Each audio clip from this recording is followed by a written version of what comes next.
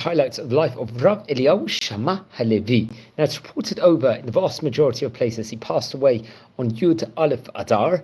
This is back in the year 1814. We were talking about 211 years ago. Somewhere else did state it was the 11th of Iyar. So I'll double check that, but the majority opinion actually writes over here it was Yud Aleph Adar. He was, I believe, a chief rabbi, head rabbi. He would be head of Jewish court of Din in Halav, in Syria, respectively, Aleppo, as we call it. I think it was between the years 1805 to 1814. Tav Kuf Samachay until Tav Kuf Ayin Dalid, respectively. Let's explore a few of the highlights of the famous rabbi's life. Now, it's reported over he was born around the mid part of the 1700s, and naturally in Aleppo, in Syria, obviously known as Aram Tzavat, respectively, and he became a great rabbi. Let's just say, I believe the date he passed away was in the year 1814 on 11th of Adar. That's the majority opinion. After he passed away, I think the chief rabbi would go on to become Rav Ephraim Laniado, if I'm not mistaken. That's interesting. Rav HaLevi at his time was unanimously elected as a chief rabbi of the city of Aleppo by the various communities around there. Respectively, he was highly well regarded over there. I think, including the old, let's say, congregation of Musta'aravim, respectively, and other areas also, Frankos, and there were other places, parts of Syria, the Western community, and many of these. I think the Frankish community of itself, respectively, was of Western European origin. Most of the descendants actually came from Spain originally over there. So he would serve, Rav HaLevi, as the chief rabbi and the judge, the head of Jewish court, in the Beit Din in Aleppo. And there was huge amounts of works. And I think especially it's documented in the time period of 1793, will be one of the busiest time periods, where he published his first book, I think in Livorno. Remember, Livorno, that stage in time, had a huge publishing and printing house, respectively.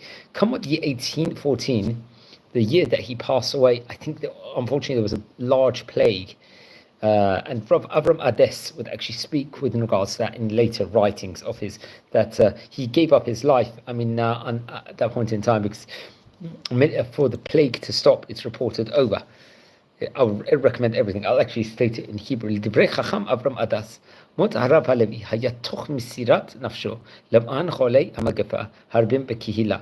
I think it was a very tough time period, and there was different illnesses that actually came around in many of the countries at that point in time, and very much hit, let's just say, Syria at that point in time in the early 1800s. Now, I think after he passed away, it will be Rav Avram Saton, another great rabbi we've mentioned about on various occasions before, that would actually take his place in the rabbinate until he himself passed away in the year 1816. He would become the head rabbi of Halab, Aleppo in Syria. And he was also considered one of the head rabbis of the Saton Mishpacha, rabbinic Mishpacha, respectively.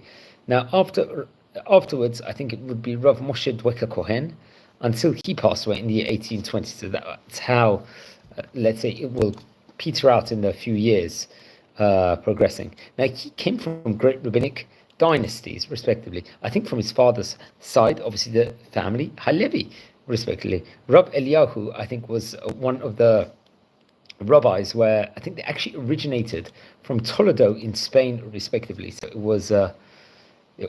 was the generations of a rabbinic family. I think after 1492, when there was expulsion in Spain, the family would flee to Salonika and Venice over there, where the families would serve as rabbis. I think among them included Rav Shlomo HaLevi, who was a famous rabbi in Salonika, and Rabbi Shlomo HaLevi of Venice. I think 3 years later, it was reported of a branch of the rabbinic family of HaLevi would settle in the Netherlands, in Amsterdam, where they stood out, this great family did, in leadership of the community. Many of them would serve as judges and rabbis for several generations. I think until the end of the 17th century, it was reported over. Come on 1695, Rabbi Avram HaLevi would immigrate from Amsterdam to Aleppo, and let's just say was the father over there of the HaLevi rabbinic dynasty in Aleppo, and the grandfather of Rabbi Eliyahu Shema HaLevi, respectively.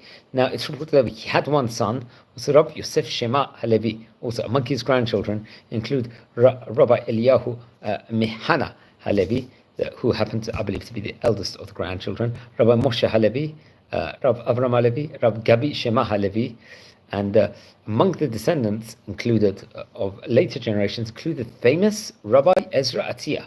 Remember, we mentioned about him on various occasions before. He was the head, the Rosh Yeshiva of Yeshivat Porat Yosef, especially one of the famous rabbis of the 20th century in the Sephardic world. Also, Rabbi Yedit HaLevi, another famous rabbi.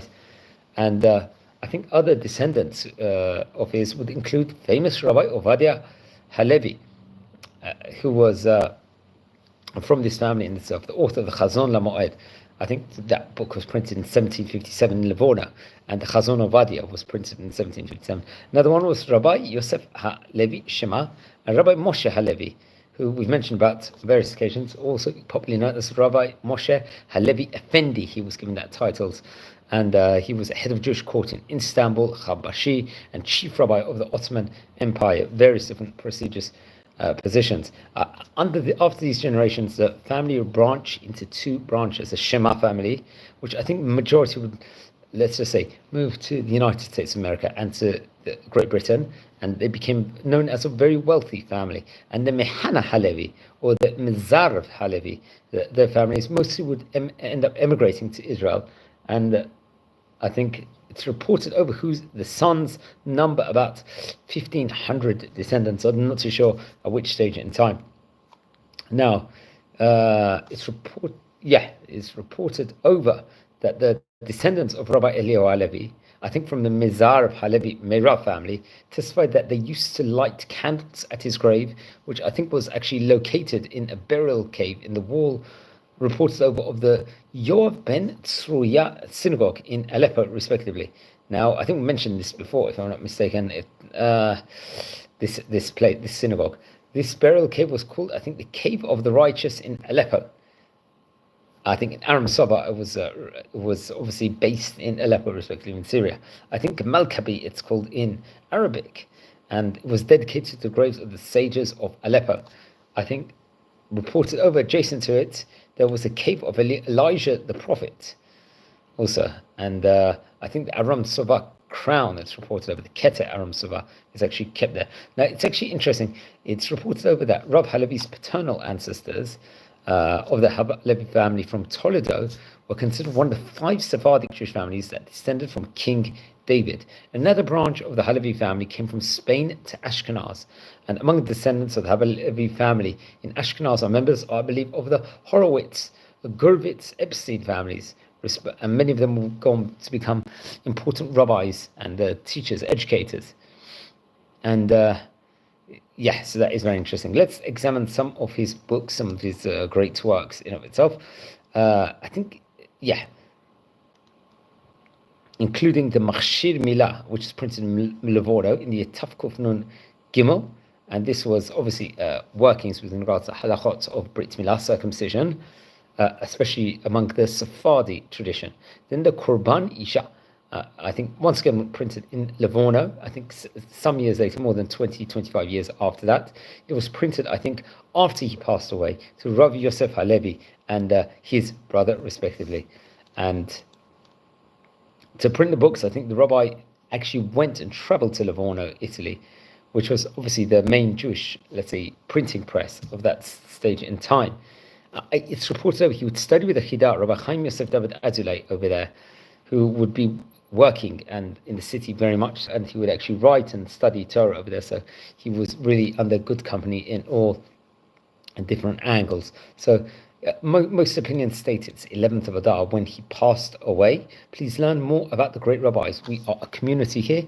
We're learning about the great Oriental North African rabbis of yesteryear. We've covered about 900 biography videos of the great Chachamim. If you descend from any of the great Chachamim, please let me know. Send me a comment. I would love to hear more. If you haven't subscribed yet to the channel, subscribe now. We're nearly on 6,500 members over here. If you feel anyone is interested in watching any of these videos of the great rabbis' biographies, please share the videos to those people respectively. So wishing you blessings here from Israel. Take care and be well, and stay tuned for more content.